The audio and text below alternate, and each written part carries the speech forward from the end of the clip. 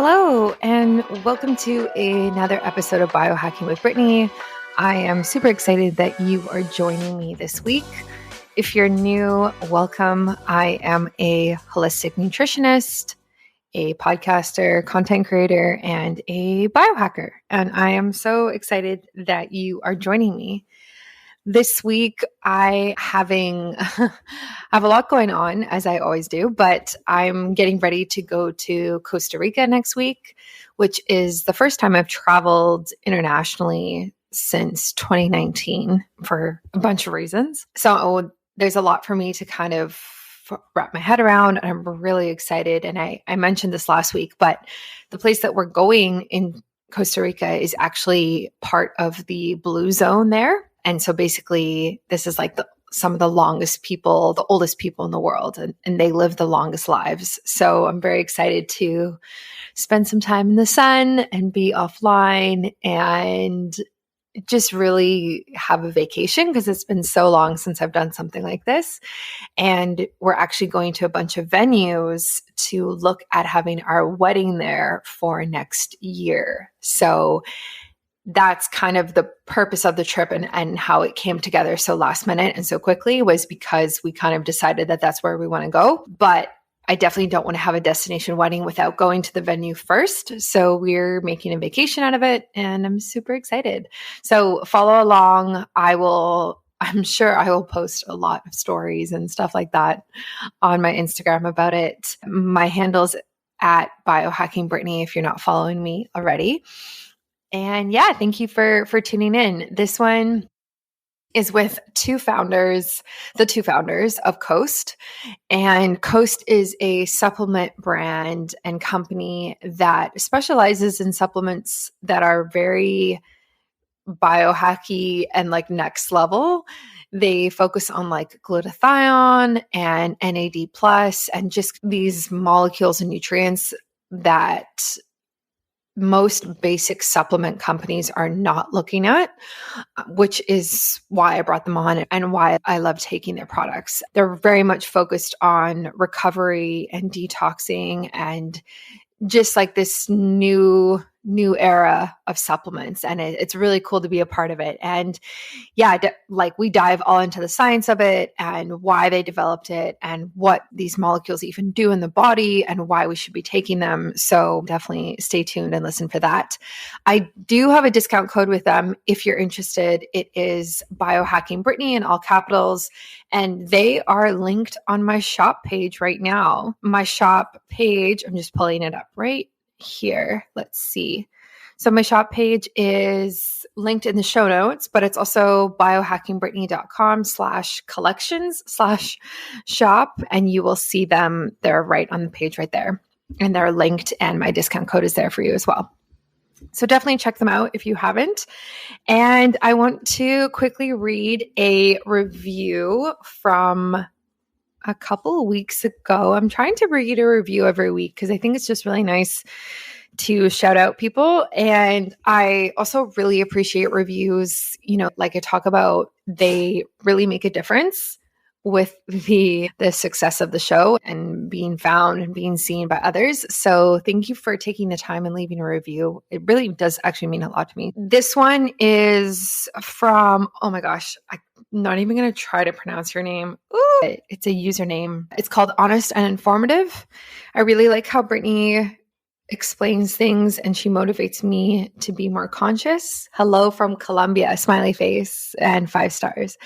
So thank you for leaving a review. Even when it's a sentence or something really short, it does mean a lot. So I really appreciate that. And like I posted about on Instagram this week, if you heard that was my puppy Moose just shaking out his fur beside me. If you saw what I posted this week, I am doing a Q&A next week on the podcast. I did a few of these last fall and I got a lot of questions. So if you have a health question or a personal question and you want me to answer it on the show, I will be doing that. And you can just submit your questions through messaging me straight on Instagram. And it can be anonymous if you want, or just let me know, or I'll read out your name and answer it. And it's cool. A lot of people write in and ask like health questions about things that they're going through, or like a family member's going through, or something along those lines. And I do my best to answer them and give you, and even do like research on my answer. And so to make sure I can help you as much as I can. And then also if you have any other questions as well, like sometimes people ask me funny things. So I'm happy to talk about that as well.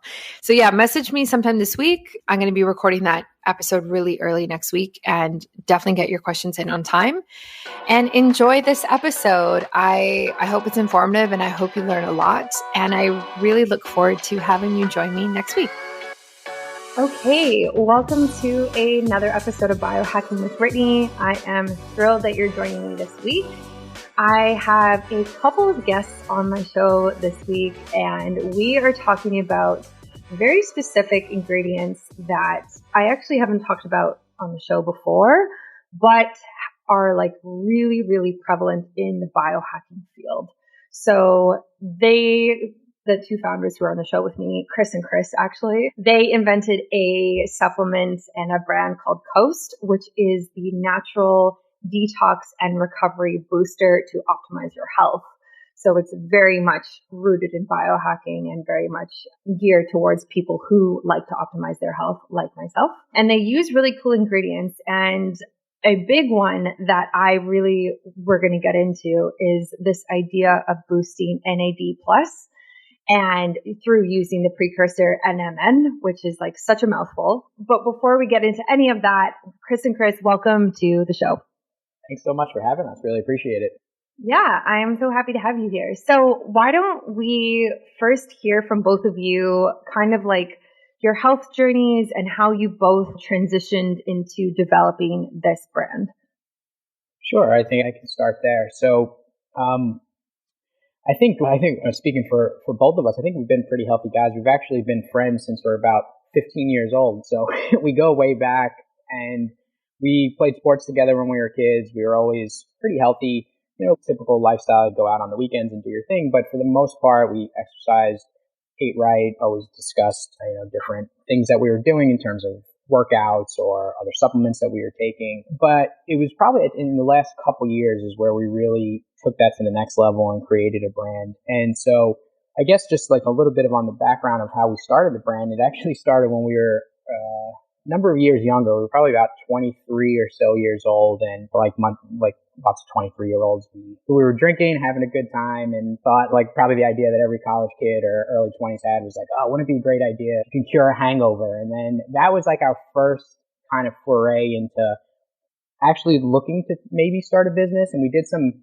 basically basic research and background on how to start a business, potential ingredients that could do that, for that specific use case. But for one reason or another, we never took that forward, and we stopped, and careers took us in different directions. But a number of years later, when I was in business school, had the idea again of maybe it would be time to, really create more of a modern health supplement that really was good for some of the things that eventually Coast would be there for. So I don't want to ramble on too long. I can get more into it, but basically it was like an evolution in our process of going from, just that general, from our specific health journey of going from that general, we work out, try to eat healthy, then over the years of really getting into, okay, well, there are other supplements that could help us on that journey. What do these do? Chris has a background in science, so he can speak more to it, and I get a lot of my data from him, but actually like moving into that biohacking space that eventually became Coast. Yeah, and so just to hop on, so I'm the other Chris. I'm Chris number 2 here. My background's in science. I did my undergrad degree in biochemistry, so that was just kind of the tip of the iceberg. And I was very inclined to try to like look through the literature and see if there was any way we could get an edge. And like Chris said, with the hangovers initially. And that's when I started just experimenting with different vitamins you can take before drinking. And frankly, we noticed that there was a big effect, and it wasn't just me. It was tell other people to try, and then they also would say, hey, this is amazing. Where'd you come up with this, blah, blah, blah. So we, like Chris said, we kind of put it on the shelf. I did vaccine R&D for like 8 years, and then I went back for my PhD. And early on, I'm like about 5 years into the PhD now, when Chris was also getting his MBA at business school. That's when I got some exposure to some routes that we might consider that would be useful here. And that's, like you said at the intro, the NMN and NAD plus boosting. That was really where I got exposure to it, because there's labs here at Penn that are looking at that, and this is getting a lot of attention. And it's not just like some kind of snake oil stuff. This is mainstream, legitimate research. So it made a lot of sense. And now that we have NAD plus boosters available, we thought we would try to incorporate that into a product. And that's kind of, we took off from there. Mm-hmm. Yeah, I love that. I have known about M&M, oh my gosh, I can't even say it properly, but for quite a while. And I don't know if either of you experienced this, but the amount of like cold DMs I get about supplements with this ingredient is insane in the last like 2 years. Like just brands just like talking about it so much. And so when you reached out in a very different way and you're like, hey, here's this like holistic supplement that also targets glutathione production and has like zinc in it and other things like that, I was like, wow, like this sounds like right up my alley. And I was really excited about it. And as like I emailed you, I was like, I actually finished everything you sent me. Like, can I get more? I will pay for it because I used it all through the holidays because I was drinking and just really loved it. So I want to dive into specifically what NMN is and how it impacts NAD plus and what NAD plus is, because I feel like a lot of people actually don't even understand any of this. Yeah. So I can take that. So NMN is it's a precursor to NAD plus. And so you have NAD plus is the actual molecule that I'll get into in a minute. That's at the cellular level, facilitating a lot of these processes that we are interested in. But NMN and R are two different precursors that you can take orally.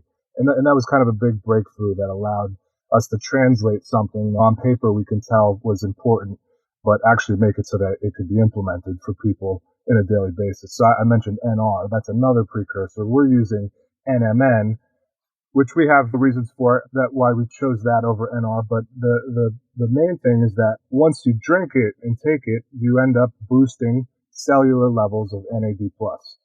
And so NAD plus is this important, it's a coenzyme. So it gets a little technical, but you can kind of think of it like within your cell, you're constantly breaking down and building molecules. And in order to do that, you have to have these cofactors that enable that reaction to take place. So it's like if you have like a junkyard where you're going to take cars apart and then build new ones with the parts you strip off. If you don't have that screwdriver to take the screws off, you can't do anything once you take that car and you want to take it apart. So it's kind of like that. It's facilitating that electron transfer as we're doing these different metabolic processes within the cell. So it's ubiquitous. There's not many molecules that, if you were to just cut production where you would die as quickly as if you just lost all your NAD plus. I think it would be NAD plus and probably ATP. You'd be dead within like 20 seconds if you didn't have NAD plus in your body. So it's critical. It's involved in more processes that it's not involved in. And the really important thing is that when we have certain cellular homeostatic mechanisms, which is a mouthful, but these are just ways that our cells are able to kind of fend off problems and just maintain that set point. And these are really powerful mechanisms that we want to have activated. And NAD plus is a requirement for them to take place. So NRF2 is one pathway that has a requirement for NAD plus. And so you can't get NRF2 pathway activation if you don't have a sufficient amount of NAD plus. So it's this critical like bottleneck that if you don't have enough of it, your cell can't do everything that it would maybe do otherwise to maintain a health, if that makes sense. And so and NAD plus is something that as you get older, your levels go down over time. And then on the flip side, as you exercise or fast, your NAD plus levels go up. So it's at the intersection of a lot of things that we care about. And it just is fortunately one of these things that now we can supplement. And so that's why it's getting as much interest. And like you said, your DMs are full of questions about it because it's, the subject of real mainstream science now where, there's a lot of money going into researching it. So I'm not surprised to hear that. Yeah, we feel really that we're ahead of the curve on this. And as you're starting to see, like as you mentioned with all these other brands popping up, that we really feel that NAD plus precursors, NAD plus supplementation is going to be the next wave if you're really looking at metabolic health, cellular health, biohacking, that field, or potentially just cross over into general health supplementation. That NAD plus is going to play a crucial role in that. And so with Coast, we were very early on that train, if you will, to really talk about the benefits. But also, as you mentioned, right, like we were really trying to do with Coast, as I told you a little bit kind of about the beginning of our journey of starting Coast more as like, well, the initial idea as a drinking supplement, but what that evolved into when we really started the business is that what we really wanted to do is take some of these more cutting edge ingredients, maybe some of the more hardcore biohackers or the hardcore athletes knew about, but most people didn't. We wanted to consolidate those into one easy and quick and cheap drink that was affordable and accessible to everyone, right? So like we call it like bring biohacking to the masses. And that's really what Coast does. And that's why NAD plus for us is one of the core ingredients, but we also combine that with a lot of other really cool ingredients to make this really holistic blend, this all-in-one blend that does a lot for you without having to buy a dozen different supplements. But yeah, NAD plus precursor NMN for us really plays a key role. It's definitely one of the hero ingredients in our product. Absolutely. Yeah, it definitely stood out to me when I was going through the ingredients, like on your website and other places like that. So would it be fair to say that NMN, or I guess like NAD plus, is more preventative than it would be compared to something like NAC, like N-acetylcysteine, which helps detoxify the body right in the moment? Is it more like preventing oxidative stress and aging and those types of things? Is that like a fair assessment? Yeah, I think they kind of go hand in hand. So some of these, like for instance, I mentioned the NRF2 pathway. That's going to upregulate glutathione production. And so everything is somewhat interrelated, but I think you can kind of think of it in two ways. One would be that you have your kind of defense mechanisms more ready to go as you might incur damage. So it's more preventive in a way, but then also will promote the repair as well from problems. So if you're just going to talk about two cells, one where you have low levels of NAD plus and another cell where you have extra NAD plus, the pathways that would be activated in those two different conditions, the cell that has more NAD plus will be able to handle cellular stress, more, oxidative damage and so on. It'll just be able to keep going without, shutting down, senescing or apoptosing, and it'll have a higher threshold of being able to handle that. Yeah, I think that's an important note, right? Like it's one thing to take something that's going to prevent things from happening, but it's different when you take something that kind of heals past issues or like problems in the body. And that's awesome that it kind of is holistic like that and it just works together and does both. I think that's really important. Yeah. And just to put an extra little bit of detail on that, there's certain DNA repair contexts where you get DNA damage, and then your cell has to decide whether it's going to repair that damage or the cell is going to either senesce or apoptose. And that just means that basically that cell is going to take itself out of commission. And so then it won't be a risk to developing cancer. Because with multicellular organisms, any cell can be the initial seed of cancer. So they're all having to kind of think, quote unquote, for the good of the organism. So that repair, whether or not that DNA damage can take place, certain repair pathways are going to be dependent on they're NAD plus dependent. So, like you said, whether or not you're going to repair some of that damage, there is a tangible link there to your NAD plus status. Mm-hmm, mm-hmm. Good. Yeah, that makes sense. I also love that you focus on glutathione. I briefly touched upon this when we first chatted a while ago, but I started taking NAC and acetylcysteine years ago when I was drinking a lot and would take it like at the end of the night type of idea. And I would buy it for my brothers because I was like, this is going to help you with your drinking, and put it in like the Christmas stockings and like all this ridiculous things, like looking back. But now it's so interesting because in the States, you can't buy it as easily as you can anymore. So kind of like, can you explain what happened there for those who don't know?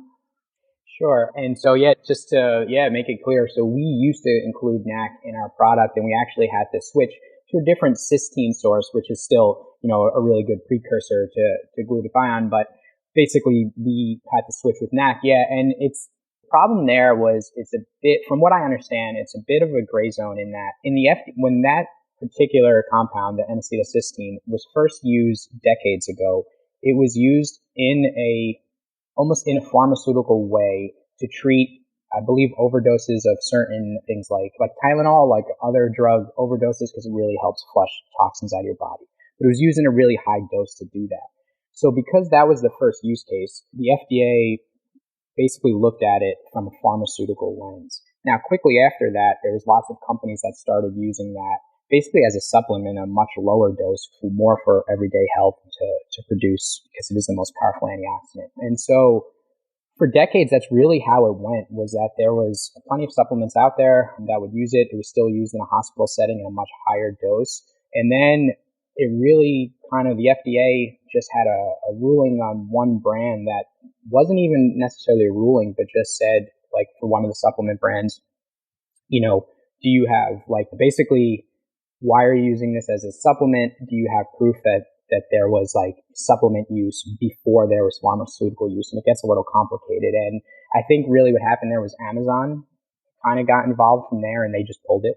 They saw that, and once Amazon pulled any NAC supplements off their platform, it kind of had a trickle-down effect, where a lot of other platforms, marketplaces, and whatnot didn't want to deal with it, even though, which is, to me, I mean, a little, I don't know, it seems like much of a big overreaction, because it has been used as a supplement for so long, like literally for decades. But yeah, so we used that in our initial blend. We were forced to switch that just for commercial reasons, for business reasons, to switch that to L-cysteine HCl, which is just another form of cysteine. And now cysteine is basically what creates the glutathione, because you can't ingest glutathione directly, because it just won't escape your GI tract and get into your cells where it needs to be.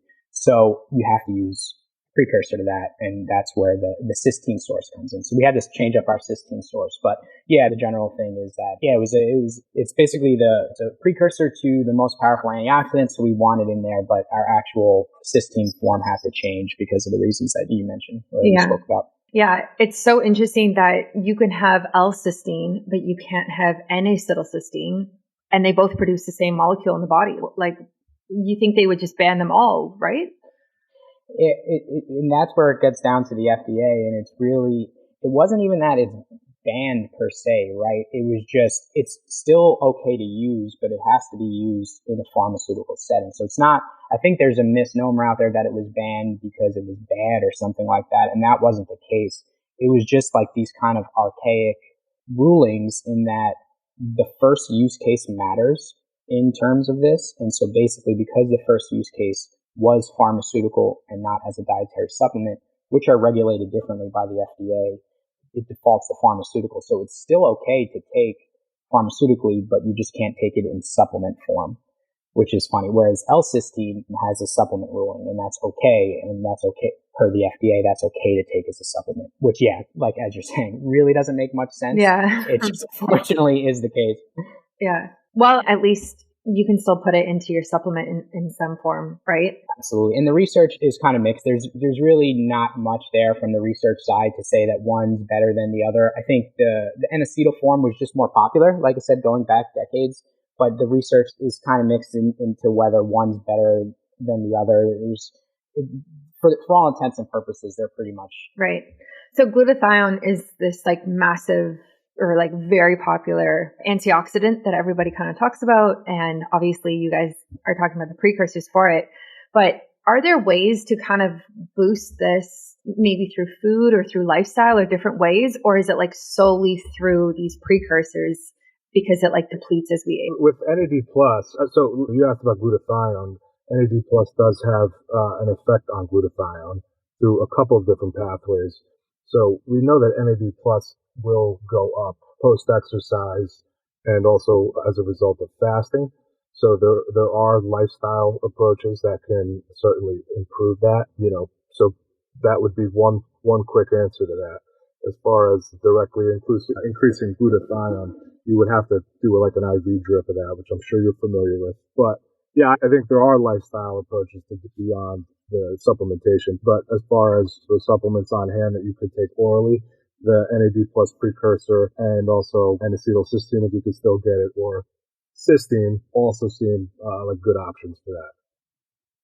Yeah, and as Chris was mentioning, there are other ways you can do. There are glutathione-rich foods, certain type of melons, avocados come to mind.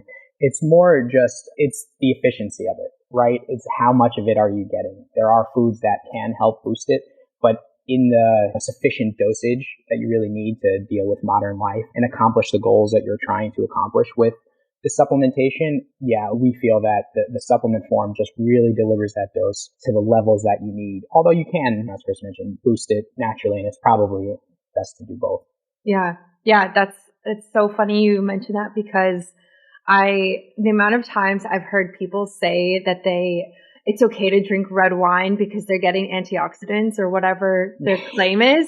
And I'm like, do you know how much red wine you need to drink exactly. to get enough antioxidants? Like, not possible. So you need to take a supplement. I think that's wishful thinking on most people's parts. Like, no, this is healthy. Yeah. No, it's healthy. Okay. Yeah. Okay. Yeah, exactly. And I'm like totally on that train of, unfortunately, like, I just don't think our food is where it should be nutrient wise anymore. I don't think it's as nutrient dense as it was 50 years ago, 100 years ago. And so I do think we need to be taking supplements to help with boosting these different levels and like kind of keeping on top of it. I don't think we can get it all from food anymore, unfortunately. Yeah, absolutely. I think, and just like a lot of things in modern life, right, beyond just foods being less nutrient dense, it's just we're exposed to lots of different toxins environmentally. We just have lots of stressors on our body that probably wasn't as much of a deal decades or even more than that, right, back in the past. And so, yeah, that's really what we were trying to do with Coast. Was we like to say we're creating a modern brand for modern life, right? And because we realize that a lot of the tried and true techniques of 50 years ago are just not going to work as effective as they used to for what our lifestyles look like today, both through people generally not eating as healthy, through food not being as nutrient dense, but also just the other stressors and the toxins and everything else that we deal with on a daily basis, that we feel like we need to overcome that. And that's really what we were trying to do with Coast, was give you a nice little mix of lots of different things like the NAD plus precursor, the glutathione, the Glucarate, and all that to really just help with that and make those processes a little bit more efficient. For NAD plus and glutathione, so you can't take it directly. And is that because the molecules are just too large to be properly absorbed by the body through taking it in a supplement? Is that why we need to be taking the precursors for it? For glutathione, it's a peptide, so that'll get just cleaved by peptidases in your GI tract. So it's going to have poor bioavailability. So instead, you do cysteine and then, or N-acetylcysteine. The N-acetyl group on the cysteine is just going to help to improve the solubility. But either in any event, that's going to get inside your cell, and then at that point, it gets converted to glutathione. So rather than taking it orally, you're going to then have it just produced inside the cell. So in certain cases, you take the precursor. It's just a better, more feasible way of actually increasing the levels where you're actually concerned with. As far as NAD+, it's a similar idea, just in terms of the way that it ends up getting metabolized, where these precursors end up just being the most effective way that you end up getting the molecule of interest, which is just NAD+, and not these other forms that have additional chemical modifications. That's the best way to get it there. So you can take an IV drip with both of those compounds. We're going to go right into your circulation, and that will get around it. But as far as orally, that's the best approach. It's for that reason. It's just that it'll get broken down and digested. Yeah, that's what I've read as well and heard. So that makes sense. Another powerful ingredient you have is glucarate. And this is interesting because this helps remove toxins and carcinogens, which obviously we experience when we drink alcohol. So was that kind of the thinking behind adding that to it? Yeah, definitely. And, because when people talk about like detoxifying and toxins, there's a lot of, I think, hand waving with that, because there's not a lot. What toxins are we getting rid of? What is the process that you're detoxifying? So in this case with Glucarate, we're actually taking a process that our bodies use specifically for detoxification. So it's a little bit more rooted in what we actually understand about how our body handles getting rid of toxins. And so when you have things in your, whether it's foreign substances like drugs or even just metabolites that are produced endogenously that you have to get rid of, your body has a process by which it attaches it's called glucuronidation.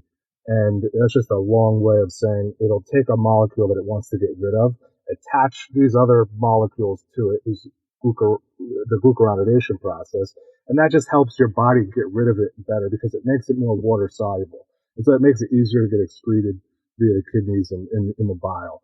So if you got rid of that glucuronidation system that your body already uses, things would have a longer residence time in your body that your body wants to get rid of. So we're leveraging a process that's already there and giving, again, just more of the precursor to allow that process to take place. That makes sense. Yeah, it definitely does make sense. And I know as well you have multiple ways that you recommend the average person use Coast. And it's not just related to drinking, because I think you also talk about just like daily use and post-exercise recovery, right? Absolutely. Yeah. So we have several different ways that we recommend people take Coast. And yeah, if you're really trying to optimize your health for all the reasons that we just previously discussed, we'd say, yeah, take it every day, right? This is a great supplement to have as part of your supplement stack because it's very complementary to other things you're doing, right? Like we know you're probably doing proteins and BCAAs and collagen and all very helpful things, but with us having, the NAD plus precursor and the two detox pathways, the antioxidants and then, assisting glucuronidation, like you're not really getting that through others. So we'd say like, yes, if you're trying to really optimize your health, you take that every single day. If you don't want to take it every day or it's a little too expensive, we say, yeah, at least a couple times a week, take it post-workout or anytime you really want throughout the day to help flush toxins, to help your body recover is really what we do. And so take it a couple times a week. Now, with that said, alcohol in particular is really like an acute case of doing the things that Coast helps with. So alcohol obviously puts toxins into your body, acetaldehyde. It depletes a lot of your body's resources, including NAD+, during the alcohol metabolization process. So a lot of the things we help with is really that's like the acute case of when that happens. So we'll say like, yes, either take it every day or at least a couple times a week, but then also take it every time you're drinking because that's like, a 5-alarm fire in your body of, causing lots of damage, and Coast is there to help prevent a lot of that damage and just keep you healthier. Yeah. And you recommend like before you start drinking, right? Not just afterwards. Yes, before. We recommend before because in that case, you're basically putting the active ingredients into your body and you're help preventing damage. So for example, if you took it, say you drank on a Friday night and you decided to take Coast a Saturday morning, sure, it's going to have helpful benefits, but a lot of that damage specifically from the alcohol metabolization process is already done. So there's a lot of that damage there. So what we like to say is take it either before you start drinking or towards the beginning, before really that alcohol metabolization process starts, because that doesn't happen until a little while after you actually start drinking. So you want these ingredients in your body. So the best time to take that would be, yes, right before you start drinking or towards the beginning. But again, anytime while you're drinking is going to help because that metabolization process helps, starts a little bit afterwards. So there is a lag there where that you'll still be helping yourself. Mm-hmm. Yeah. And if you're doing something like a sauna or a steam room, like I know a lot of biohackers and people will take things like charcoal in water or like the supplement while they are in there, while they're detoxing and sweating. Would it be the same with this, or would you still say it would be better like post after that, kind of like recovery? Yeah, I think with the sauna, you have like the difference with the sauna versus drinking. With drinking, one of the metabolites, acetaldehyde, is itself very toxic. And so you're dealing with the production of a toxin that's not going to be there otherwise.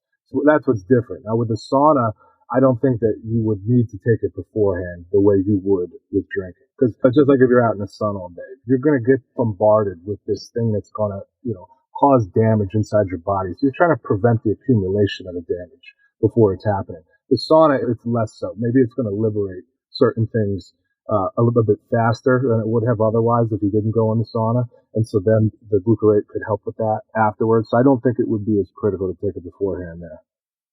Yeah. Okay.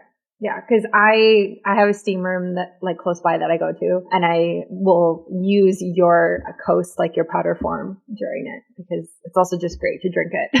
Oh, amazing. Yeah, and hydrate while I'm in there. Yeah. Absolutely. Yeah, the sauna's closed by me because of COVID. I can't wait to get back in the sauna. Oh, I'm the same way. We mentioned in the beginning, like any biohacks that we do, that's one of my favorites. Yeah. Is the sauna and the cold plunge is like, I swear by that. But yeah, with COVID over here too, I'm in New York and Chris is in Philadelphia, and yeah, both are still it's still tough. The sauna's still closed by us and it's not as open, but as soon as that opens back up, I can't wait to start that routine again. Yeah. It was closed here as well for quite a while, but they're open now. Have you considered getting like a home sauna or like one of the little ones at all? Yeah, I just think that's more. I have to convince my wife. So it's a whole different conversation. But I would love that. Yes, I think I would love to have that. And I just didn't think that everything would be closed so long. And so it was always like, okay, well, just a little bit longer and then we can get back to it. But I try to do, it's not nearly as good, but I'll try to do like, close the door to the bathroom, put some towels under the cracks and steam up the bathroom and then turn the shower really cold and take that and do it a cold plunge that way. So it's not quite as good, but I try to make do while I can. Right now. And just like on that topic in general, like favorite biohacks, like is there anything else either of you are specifically into right now?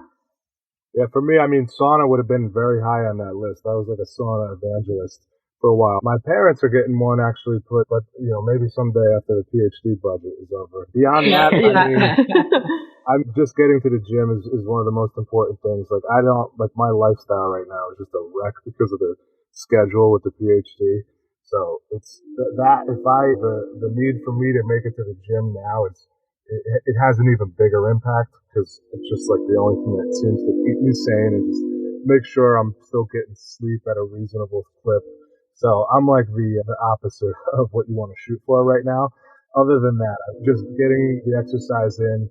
And then one of the other things that I think actually really does make a big difference, and I can attest to it just from doing it the wrong way all the time now, is also just that feeding window with getting your last meal done a bit earlier, which again, like for me, there's like things that people talk about that sound reasonable, but I'm always a little skeptical until I see a little bit more of the science, and that has definitely caught up and validated a lot of what people suspected for a long time in terms of your circadian rhythm. And so that's something that I also have noticed a big difference with, that I'm looking forward to having a normal schedule again, so I could benefit from that. So that I would say is another really underrated thing, of just controlling that feeding window and not eating too late at night.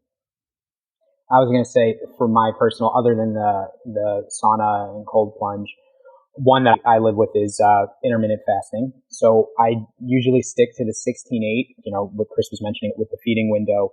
So I stick to 16-8. Yeah, I probably should move that for circadian rhythm purposes a little bit earlier in the day. My 8 hours tends to be 1 p.m. to 9 p.m. just because I'm more of a night person.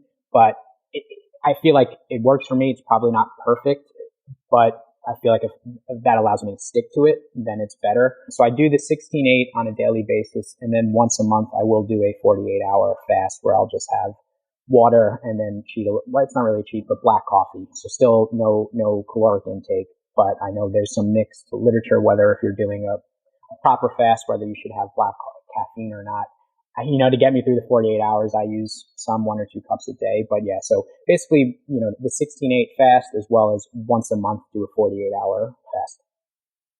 Yeah, I love that. I've recently tried taking on convincing my dad to start fasting, which is very interesting. Like very much grew up with the whole breakfast is the most important meal of the day situation. So that's awesome. And yeah, I love all of those hacks and I get it. It's hard to like you guys said, like you're both experiencing different versions of like lockdown still with the pandemic, which is just ridiculous. And it's really hard to biohack your health during this time. Like you have to get really creative and have a lot of discipline.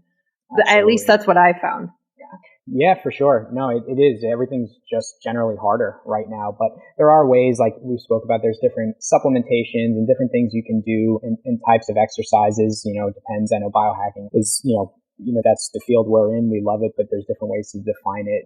Higher interval training could be considered a biohack, right? Like, which I subscribe to. So yeah, it is a little bit harder, but there's certainly things to do. Yeah, exactly. So in terms of like just getting back to Coast, like what's coming up this year for you guys? Like what's the plan? Any new products? Yeah, so we're always constantly speaking and in the works for developing new products, whether that's new flavors based on our current product, or also, can't announce anything yet, but have some other new products that are tangential to our current recovery product that are in the works. But I think anything we do as we expand this year is really going to be built around that core message of bringing biohacking to the masses, like a true modern health solution for modern life, right? So I wouldn't be surprised that anything we launch is probably going to have NAD plus precursor in it, even if we go in some other directions, but just certain things like that. But it's really expanding on that message of bringing, like we were saying, some of these really cool and useful and functional biohacks that we can bring that most people maybe don't know about, that we want to deliver to them so that it's really easy for them, and basically bring this community that we're all in, and I'm sure all your listeners obviously are in, and we very much appreciate you spreading the message, but bring that more towards a mass audience, because we think that is the next step. Right. Do you think that like, obviously I totally agree, and I've just been following the biohacking field for, I don't know, a few years now, something like that. And I've seen it grow so much. Even with the pandemic, it's grown so much. But I'm curious to when it's going to be at a point where the word biohacking is like as recognizable as like the word wellness. Like it's that popular. And I definitely don't think we're at that point yet, but like how far do you think we are away from it being like it reaching the masses like you're talking about? Yeah, I 100% agree with you. I think this is almost like the wellness 2.0 trend, if you will. I think right now wellness is a very popular area, and it's more of the things that we know are good for you, the yoga and eating healthy and that style of wellness, which is great. And mental health is super important. And so that's great that this is all now becoming more mainstream, more talked about, more practiced, right? But we think this next steps, as you mentioned, is going to be like this wellness 2.0, this biohacking, these biohacking techniques. And I agree. I do think it's still a few years away before it gets mainstream. It's just going to build and build, because I think in the general life cycle of things, what you'll see is there's a select few, there's the evangelists, right? That they start, and they're the ones that really get into the movement. And then it trickles down from there. And then you start to see it go down the pyramid, and more people use it until it hits the mainstream. And that usually takes several years. And that was the same thing with wellness, right? Like a lot of these standard wellness techniques, like meditation, breathing techniques, mindfulness, whatever, started. There was like the hippie types started it, and now it's widespread. And I think that's what's happening with biohacking. And as more and more products, more and more solutions hit the market, as they get cheaper, as it's more available to people, I think people are going to they're going to see the top athletes and the healthiest people doing these different biohacking techniques, and they're going to say, how can I do that as well? So I think it's coming. There's no doubt. It's just a question of when. And I do think it is probably a few years away, but yeah, hopefully it comes soon. Yeah, it's fun to be part of such a growing field and be like an early adopter and all of these things. Yeah, exactly. And especially like launching a company, right, in it, and then like you're part of the movement of it. It's not already this like saturated field where there's so many other players, like wellness, right? Like you're very specific, and that's really exciting. And I'm excited for you guys and to see where you go in the future. Thank you. And same with you. And I think we really appreciate, again, you being able to spread the message to your audience and all your clients, because it is really exciting, right? We're kind of in the same boat. We approach it slightly different ways. We have more of a mass consumer product. You have your coaching practice, but then you have a mass product in your podcast, which is just as important, because what we realized is that when you're it's great to be ahead of the curve, and it's really exciting, and it's what gets us up in the morning. But at the same time, it can be difficult to educate people, right? Education is tough, and it takes a long time. And so I think it takes all of us together, like through, say, your podcast or our product, to really bring people up to speed. And so it's super exciting to be part of it. And I love the community that we're in, because we're really all in it together, lifting all of us up at once. Yeah. Yeah, I totally agree. I think we all kind of have the same goal in terms of educating people and trying to get people to be healthier. And that's just awesome. Like, it's so genuine and authentic in that. Like, it's not it's just really nice to be in a space that's like, how can we help other people be healthier? It's not like superficial or anything like that. It's just really rooted in like, let's help others. And that's why I love what you do. And I love biohacking because I really resonate with that message. Absolutely. No, I 100% agree with that. Yeah. So where can people find you online and if they want to try your products? Absolutely. Best place to find us is on our website, which is coastdrink.com, as well as on Instagram is probably the best place to find us, which our handle is coast_health. So coastdrink.com or coast_health on Instagram, and you'll have all the information you need right there.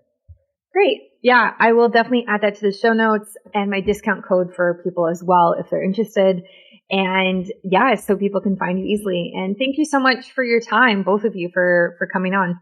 Thanks so much. We really appreciate you having us on here. It's it's great to be here. We appreciate it, and we love everything you're doing. Thanks for listening to another episode of Biohacking with Brittany.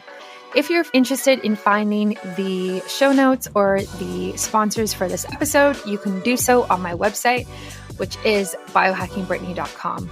Remember to follow me on Instagram where I'm most active. My handle is @biohackingbrittany. And if you're interested in working together and you want to email me directly, you can do that. My email is info@biohackingbrittany.com. And I look forward to hearing from you and having you tune in next week.